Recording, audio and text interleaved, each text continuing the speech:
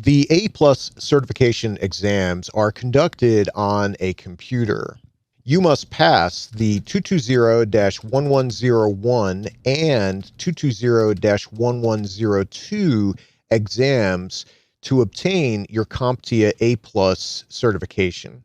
You have the option to take these exams at a Pearson VUE testing center or from home. And here we have a breakdown of the types of questions that you will see on the exam. The bulk of the exam is multiple choice questions. Now, this breakdown is approximate. What you will see may differ, but generally, exams are broken down with about 90% multiple choice questions and about 10% performance-based questions. Multiple choice questions pose a question to you and ask you to select the correct answer or answers from a group of 4 or more choices. Performance-based questions ask you to answer a question or complete a configuration or solve a problem in a hands-on fashion. The questions might ask you to drag and drop information to the correct location or complete a simulation in an emulated or virtual system. To become proficient at both types of questions, you'll need to have a deep understanding of the theory, but you'll also need hands-on skills. So remember to practice on actual computers as much as possible. This is imperative for the exams, but it's even more important for the real world. The more you install, configure, and troubleshoot real systems, the better you'll be prepared for job interviews, as well as whatever comes your way once you have acquired a position within an organization. Now, you have the option to skip questions. If you do so, be sure to mark or flag those questions and mark them before moving on to the next question. Feel free to mark any questions that you have answered but are not completely sure about. And this technique is especially recommended for the performance-based questions. In fact, you might choose to leave all of the performance-based questions until the end. That, of course, is up to you.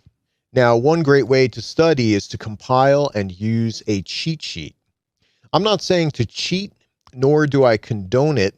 I'm saying you should create a key facts document containing things that you want to memorize or have a hard time memorizing, such as numbers, acronyms, procedures, minimum requirements, and so on.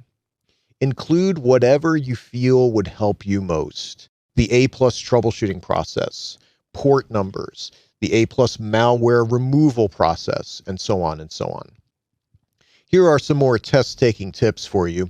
First, use the process of elimination. If you're not sure about an answer, first eliminate any answers that you know are definitely incorrect.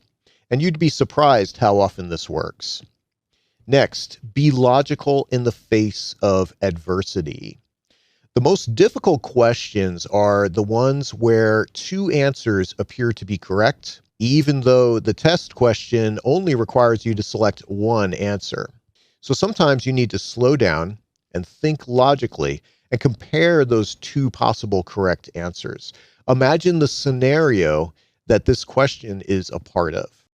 Next, use your gut instinct.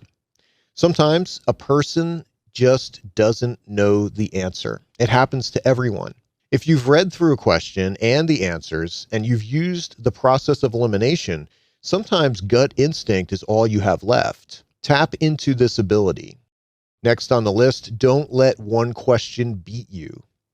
Don't let yourself get stuck on one question, especially a performance-based question.